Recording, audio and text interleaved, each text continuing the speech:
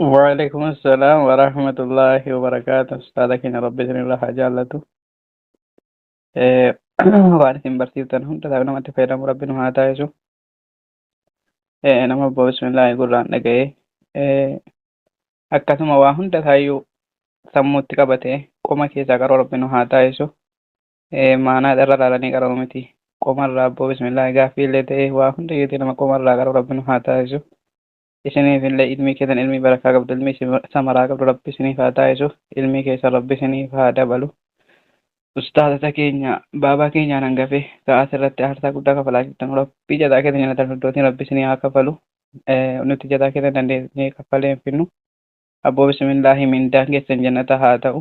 Abboo bismillahi rahmaan rahim darajaa keessa rabbalu isin haa fuudhu isin haa mul'isu. Akkuma abboo bismillahi rahmaan rahim ilmii keessan ilmii barakaa qabdu rabbi isin haa taasisu. Ilmi abboo bismillahi rahmaan rahim namallee fayyadee ifillee fayyadee jedhu rabbi isin haa taasisu. Ilmii keessan abboo bismillahi rahmaan rahim ilmi borerraa gaafatamu miti. Ilmi abboo bismillahi bor jazaa taa'anii mindaa guddaadhaan kaffalamu rabbi isin haa taasisu.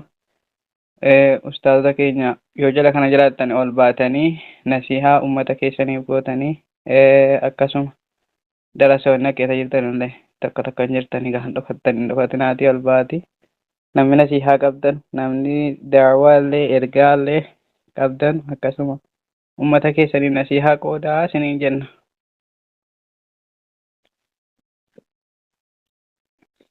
Uzeefa Abu Musaaf أحمد بندا عثمان يا عثمان أنا عارف فكر كانوا التاني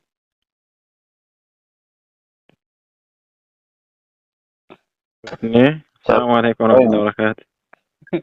وعليكم السلام ورحمة الله أي وعليكم السلام ورحمة الله وبركاته عثمان Akka nagaa jirtu dhumneeradha. nagaa jira jirtu bagana كانوا التاني bagana كانوا الباتاني Aamin aamin. Akka nagaa keessanii nagaa fayyaa alhamdulillah nagaa jiraattanii har'a geessanii. آمين آمين آمين أيه طاهر مال جتني بنات دامي بارك الله فيكم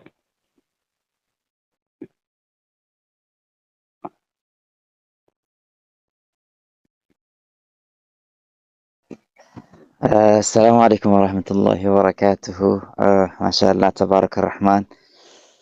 كريم تدرين إسلام رب سنرها جالته والله هدو تكا نما قمتشيسا أبو القعقاع ما شاء الله أمرك يسر ربي نفع ديرسو كسما أستاذ كينيا أمري ساني ربي نفع ديرسو بابا كينيا اللي ربي أمري ساني نفع ديرسو شيكا كينيا اللي دكوبي إن شاء الله ربي ساقل ساني نفبني ربي نها قمتشيسو ربي نفع فيسو akkasuma kaa wallaahi obboleewwan keenya kan dhiiraa kan shamaraa warroonni darsii garee Sheekh Naasir Abdurrahmaan hordoftan hundi keessanuu gagammaddan isiniin jedha. Namni garee kana keessa dhufu yeroo kamiyyuu jireenya isaa waan isa jijjiiru kan asirraa dhaggeeffatu waan isa fayyadu qofa. Alhamdulillah rabbii mashaayikan keenya rabbii nu badhaase alhamdulillah jenna. Saniif inshaallah haaluma kanaan jabaadhaan isiniin jedha hawaasa keenya hawaasa kabajamaadha. Sheekotii keenya akkasuma mootummaan warra sagantaa kana nuuf qindeessaa jiru jajjabeessuu qabnaa du'aa kadhatuu fi qabnaan isiniin jedha.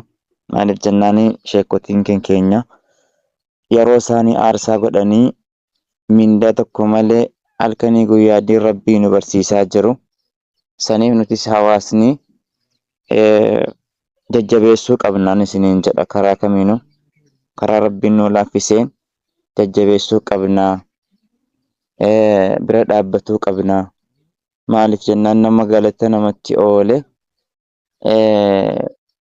galata isaa galchuun dirqama kanaafuu rabbiin galata isaanii jannataan haa galchuu fi addunyaa kana rabbi san haa milkeessu jazaa keessa rabbiin jannataan isiniif haa deebisuu isiniin jedha abul qaaqa jazakumullah khairan haaluma kanaan nu jabaadhaa itti nu fufaan isiniin jedha kanuman jedha barakallahu fiik.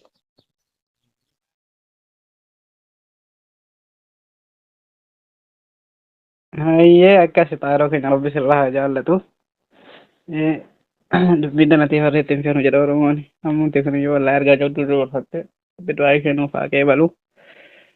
Bismillaahi rahmaani rahiim. Rabbi si haa milkeessu sillee. Bismillaahi rahmaani rahiim. Gahee ofii baatu rabbi nu haa taasisu tokko tokkoon keenya. Egaa rabbi ustaazota keenya jajjabeessuu uummata ustaazota keenya irratti jechuudha. Haamilee ta'anii jechuudha jajjabeessanii gara fuulduraatti isaanillee jajjabeessuu qabna waa hundaanuu. Yoo nuti jajjabaanne ustaazonni keenya illee nurraa gammadan yoo nuti immoo biraa laaffanne ustaazonni keenya kan nu duraa laaffatan godha jechuudha. Nu laaffachuun ustaaza keenya nurraa laaffisa waan ta'eef ustaazota keenya nutu jabeeffataa nutu qabataa akkasuma jechuudha waa hunda irratti iyyuu waan ga'ee nurraa barbaadu baachuun dirqama keenya asirratti barattanu hundumaayyuu rabbi yaada muraada keessa rabbi isinii haa guutu. Yaada muraada keessa rabbi isinii haa guutu isinii jenna Usmaan banadhume. Usmaan. Abu Musaab. Abbaa Musaab. Banadhaa Usmaan. Ayyee. Ustaazotiin jala kana jirtan ol ba'amee gara gubbaa. Jala kanaan taa'inaatti ol ba'aa gara gubbaatti.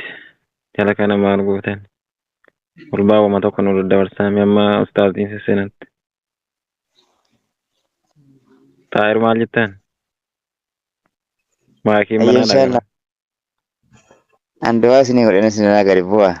Inshallah. Ayyee nu fadha.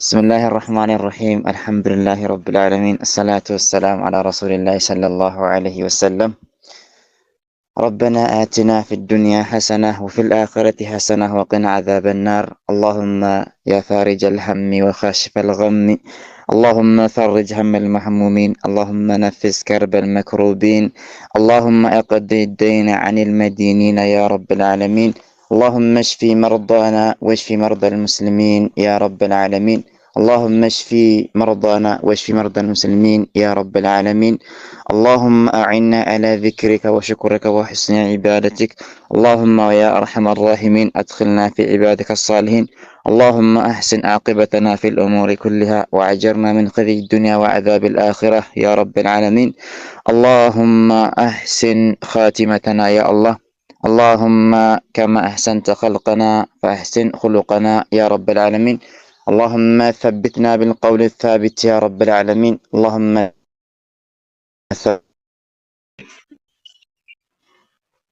ثبتنا على الحق يا احفظ يا الله مشايخنا يا الله ومعلمنا يا رب العالمين وسائر المسلمين يا الله اللهم انصر إخواننا يا الله في مشارق الأرض ومغاربها اللهم انصر إخواننا يا الله في فلسطين في غزة وفي السودان وفي سائر بلاد المسلمين يا رب العالمين اللهم انصرهم اللهم انصرهم يا الله يا أرحم الراحمين اللهم يا رب اقض حاجاتنا يا الله واقض حاجات أمهاتنا وآبائنا وأمهاتنا وسائر المسلمين يا رب العالمين يا أرحم الراحمين يا ربي يا الله هاجا أمتك يا رب نباس يا ربك يا الله هاجا مشايكا كينا يا رب نباس يا ربي مشايكا كينا كن يا ربي من داتك مالي تعابي ساني يا ربي كي يا الله نياقرته يا ربي أمري ساني يا ربي نور إيرس نولي حواس سانه الرفقنا يا ربي نمك قلبي قدتي نما جبا في كان جبيفتي كراك الساتين كراك مينويو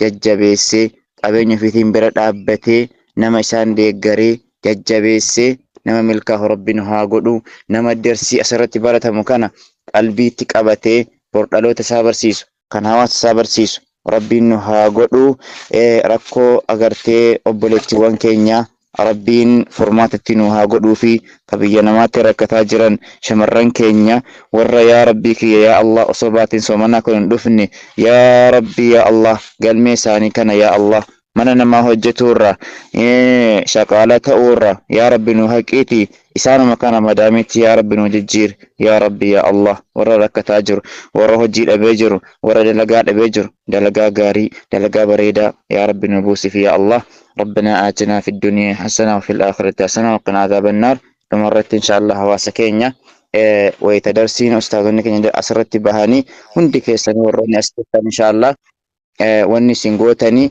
namoota isin bira jiranitti waniin amaana isin bira kaayadhu share itti godha. Namoota isin bira hundattiyyuu share itti godha. Wallahi namoonni 300 namoonni 200 kanaa miti. Ustaazota kan keenya namoonni kumaatamaan hordofuu qaban. Maaliif jennaani yeroo kana sirriitti darsiin jaraa nu barbaachise jechaadha. Yeroo ammaa kana social media irratti deemnee nuti wallaalaa waa takka hin beekne kan quraana kan hadiisa hin beekne jala deemneeti nama 10,000 nama 100,000 nama 50,000 jala teenya dhaggeeffan. Waa takka irraa hin barannu bara. Uma takka irraa hin baran. Waan of qolla wanni godhaa of bakka waanuma maalaayyana waan isin fayyanne. Tarkumaadha yaani diiniin islaamaadha diiniin namaa toluun isaa maali maala yaani dhiisuudha. Amantiin kan tole kan sin jedhamu maali waan sin fayyadu dhiisuudha. Karaa maali karaa waan sin fayyadu itti dhufuudha jechaadha. Saniif inshallah obboleewwan keenya ustaazonni keenya wayita jarri ol bahanii darsii jammaranu amaanaan isiniin jedha. Hundi keessaniyyuu gashee linkii kana share godhaati ummanni garee kana hordofu nama 10,000 ta'uu qaba. Akkana nu godhaan isiniin jedha. Maaliif jennaani namni khayrii takka facaasee khayriin namni kun dhufee asirratti dhaggeeffatee irraa fayyadamu nuufis ajrii guddaa nu qaba jechaadha. Saniifuu baalagootayyuu warra waan hin taane dubbatu warra baalagee ta'a namaan jedhu warra amantii keessa baha namaan jedhu iyyuu namni jala taa'ee dhaggeeffate jechuudha. Ammoo warra kalimaan tokko ittiin jala keessaa bahu wallahi birrii meeqaanu bittinee argachuu hin dandeenyu jechaadha. Maaliif carraa hadha qabnu irraa fayyadamne darsii dabarfatu tokkotti yoo sarraa fayyadamne yoo dhaggeeffanne bor ilmaan keenya barsiifna hawaasa kan keenya barsiifna jechaadha. Saniif inshallah carraa arganne kanatti fayyadamuudhaaf hundi keenyayyuu gahee keenya haa bahannu wal biraan haa geenyuun dhaamsa obbolummaati nagaya rabbi keessanaaf oola. Wassalaamu alaikum warahmatullahi wabarakatuh.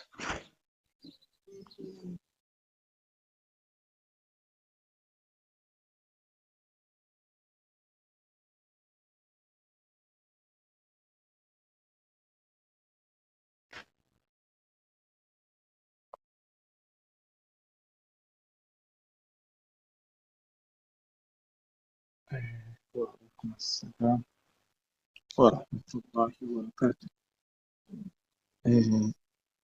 بارك الله فيك جزاك الله خير الجزاء وأحسن إليكم. حفظت قولتني ويومي سين جنة جزاك جنة الفردوس رب سيكفل. ورا الدنيا تسبريت آخرة تسبريت رب سيهتاسيسو سين جنة. Akka kana hundi keessanuu baga jiraattanii sa'a kana keessanii isiniin jedha. Dhiifama isin gaafadhaa gama kiyyaani.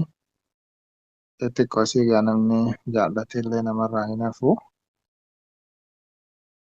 Wallahi kanuma keessaa isiniin jedha. Kaleessallee isinirraa haffitiin ture. Har'allee xiqqoo si'a hin qabu. Baarakallahu fiikum isiniin jedha.